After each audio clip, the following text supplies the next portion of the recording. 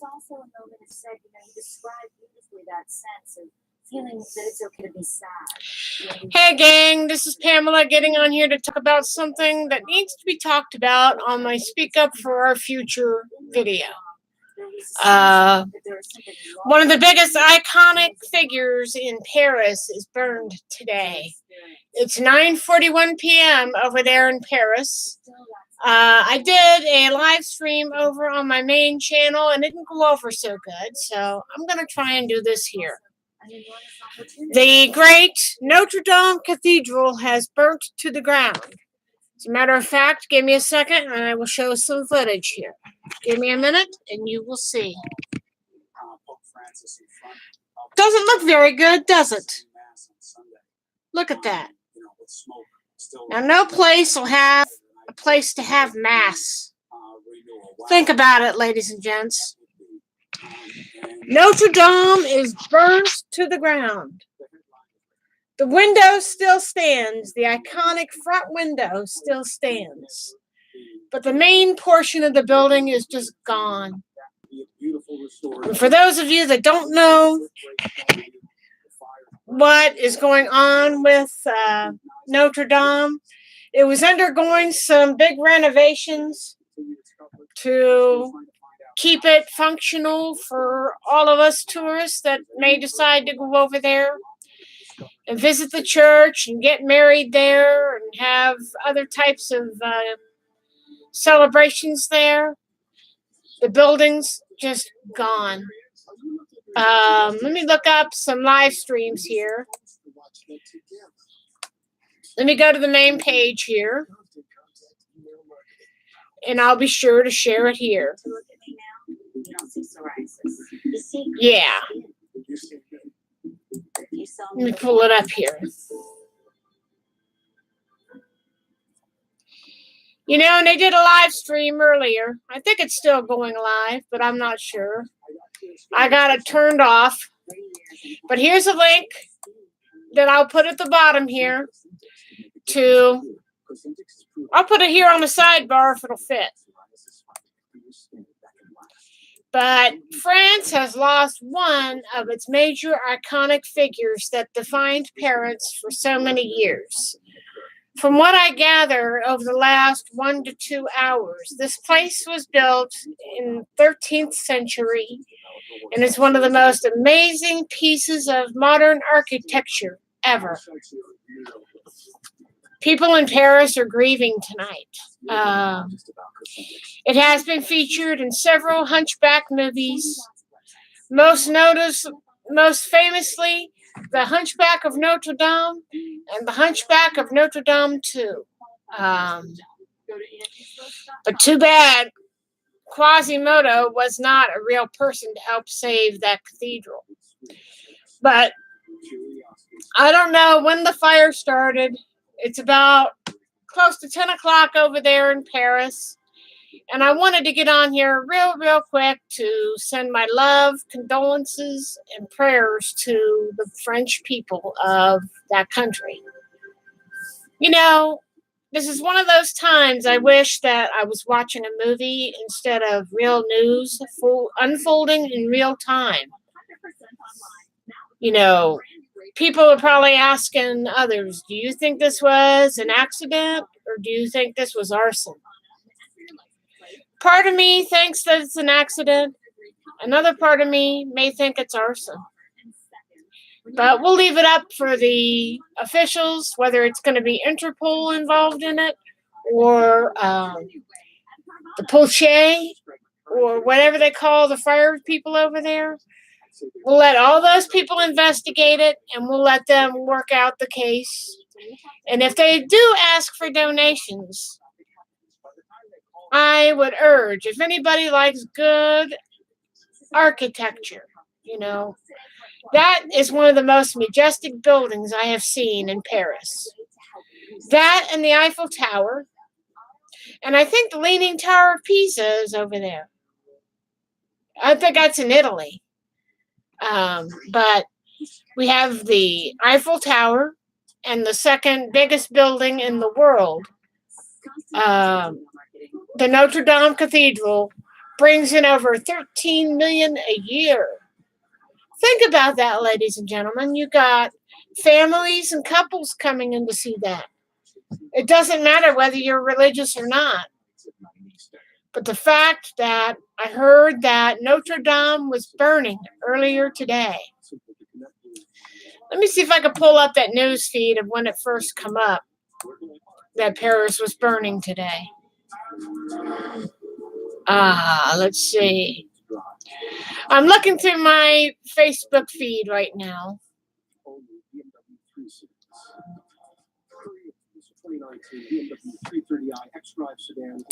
I don't know, but it was earlier today. This was like a couple hours ago.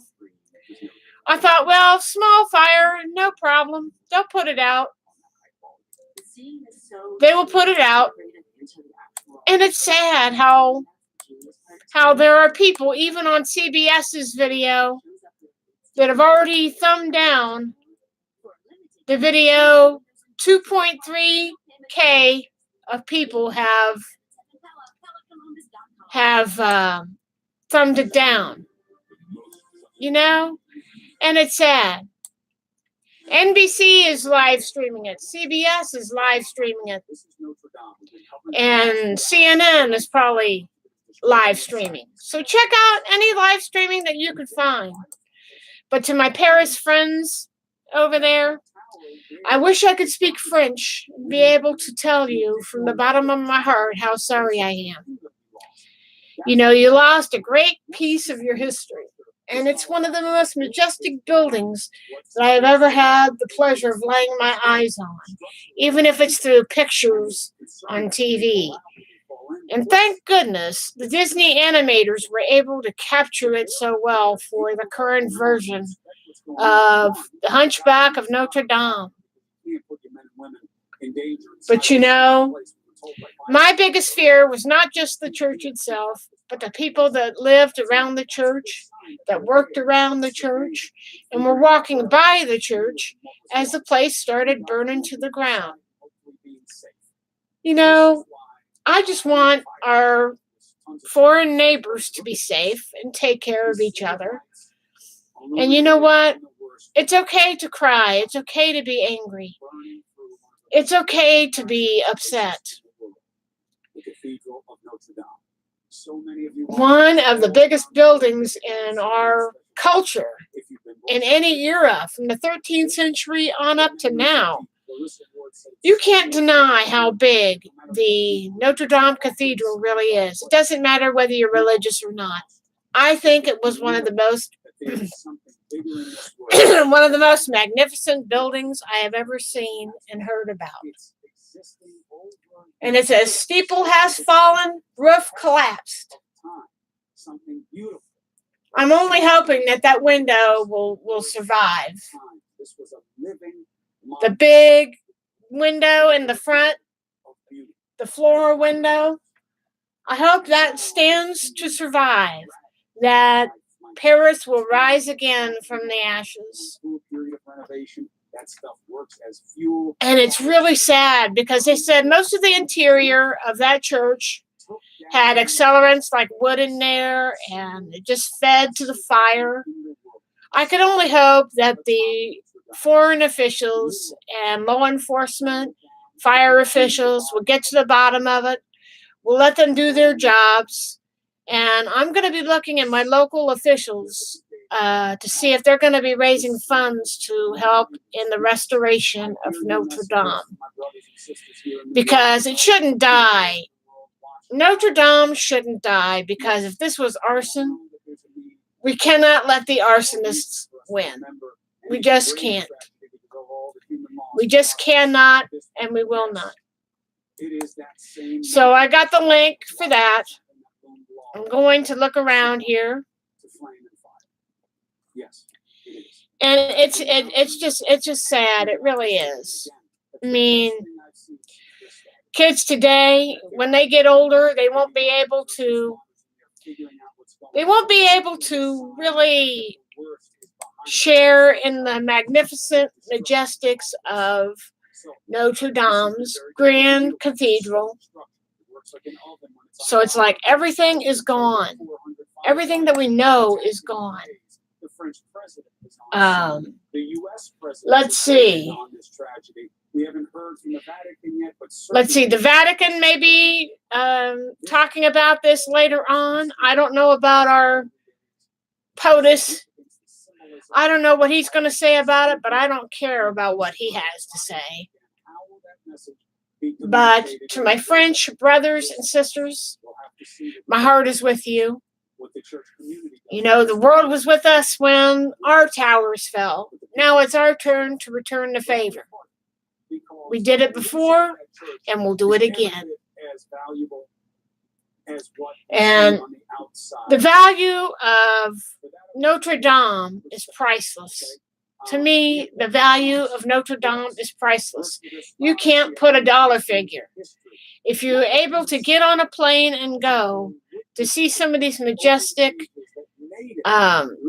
settings, like going to the Roman Colosseum and take pictures and seeing the Eiffel Tower in France, you know, you're documenting a piece of history, because something that you thought could never happen did happen today. France lost one of its biggest iconic figures. That's like putting a bat to your head and hitting the person with it. And they're showing pictures of this marvelous church with all the windows and the grand artistry that made the church so great and inviting and appealing. And now it's all gone. The front of the windows are still standing, but I don't know if they're going to be able to rebuild the cathedral. Think about all the people that have gotten married there and had their babies blessed there, or gave a moving eulogy to a fallen loved one that died under tragic circumstances. And judging by the time here, they're talking about 9:53 p.m. Paris time, and they're still trying to douse the fire.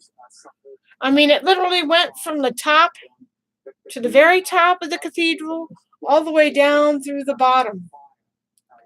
And you could see the embers that are flying off of that scaffolding. You know, and I'm worried about the homes or businesses that may be right there. But the one thing I want to take when I get ready to get off here tonight, ladies and gents, is that if you know anybody that's over there in France, whether they're visiting, studying, or living there in France, call them, tell them you love them. And if you have family members that have come back from Paris, you hug them and you tell them you love them. I don't think anybody was in that church tonight.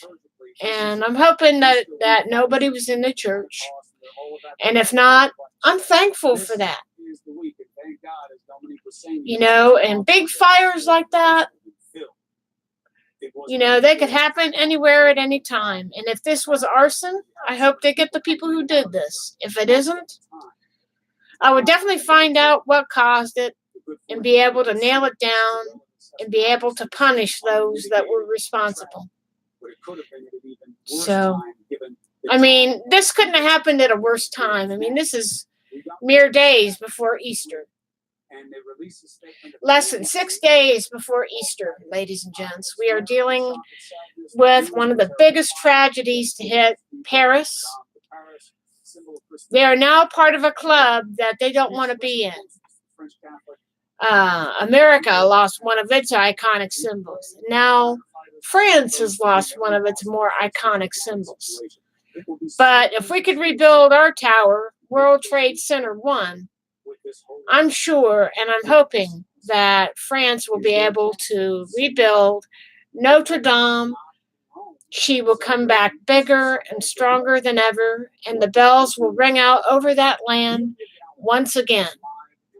So keep our Paris brethren and sisterin in our thoughts tonight as we go to bed.